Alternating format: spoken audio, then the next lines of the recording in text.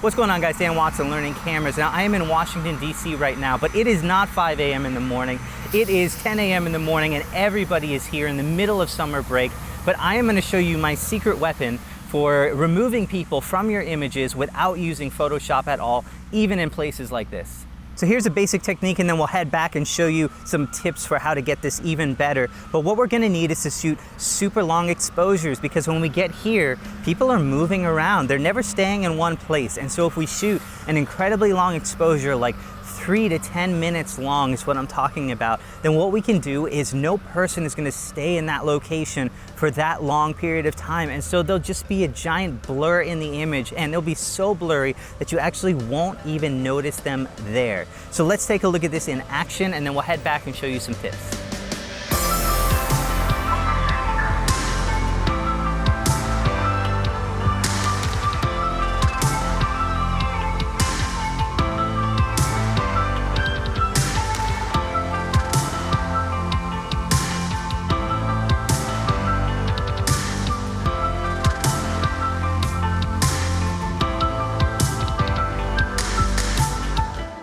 All right, so now we're back in the studio, and we're gonna take a look at the tools that you need to pull this off, as well as how to pull this off. So first things first, we're going to need a steady tripod, and that tripod is gonna have to be not the most expensive thing in the world, but it needs to survive a 5 to 10 minute exposure without kind of wiggling around. So make sure you have that. And then the next thing we're gonna need is ND filters. Now the reason we need these is we need like 5-10 second long exposures, especially if you're in daylight. You're just not gonna pull that off.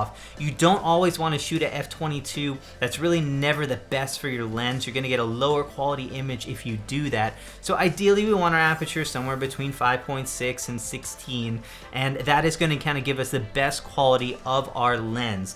And depending on the scene you want, that's how you're gonna want to adjust that. Now these ND filters I love, because these are the PolarPro Quartzline filters, and not only are they great quality, but these filters have a 10 stop and a 15 stop ND filter. So if you need to block light out in daylight, these are really the best ways to go. But I have their normal 4 stop and 8 stop and things like that, and they're just one of the best quality filters. You don't get color cast. If you're taking photos, variable ND filters will add, they'll decrease the sharpness, decrease the detail, and add a color cast to your image. Sometimes you can't see it in video, but it's pretty obvious in photos, and so I really like shooting with high quality filters like these. And the next thing you're gonna need is a remote trigger. Now sometimes you can use a separate remote trigger, I have one, but also most cameras will allow you to use a built-in app, and here's why we're gonna do that. We're gonna need to go into bulb mode, and bulb mode is going to mean that we need to push our shutter in order to start the exposure, and then push it again in order to stop it. So on this case,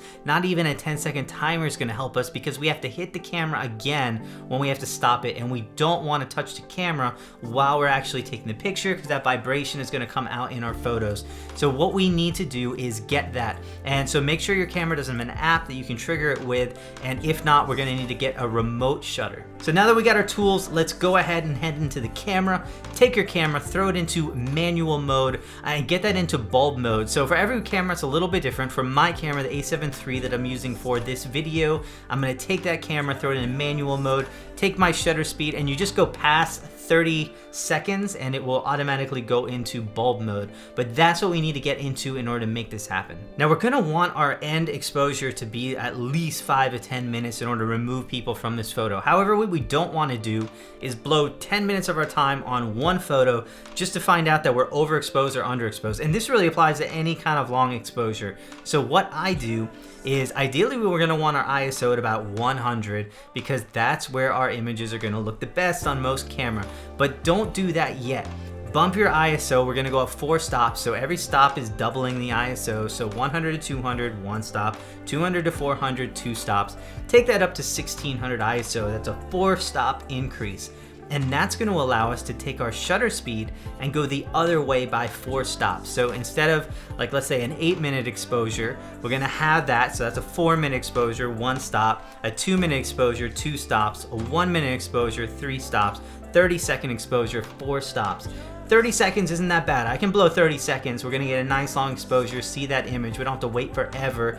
And then later, we'll take our ISO back down from 1600 to 100 and then throw that shutter speed back from 30 seconds up to 8 minutes. So now play around with the filters that you need, play around with your aperture, get that where you want to. You can change your ISO and shutter speed. That's kind of a good starting point that I use, but again, depending on what you're shooting, if you're shooting at night or daylight or what kind of ND filter you have, it might be different than that, but that's my basic starting point. Now, once we have that, we're gonna go ahead and bring that 4 stops back down our ISO to around 100 and throw that shutter speed back up to about 8 minutes. Now, the big question is, what kind of shutter speed do I need to remove people? And the answer is it's gonna depend. If our subjects are moving pretty quickly, then a 4 to 8 minute exposure is gonna be probably plenty. If they're moving a little bit more slowly or kind of hanging around in the scene, we might need more, like 8 to 15 minutes in order to pull that off. But experiment around, see what looks good. If your subject does hang around for like 10 minutes, they're still gonna be in the image. We might have to take that into Photoshop and get rid of them there,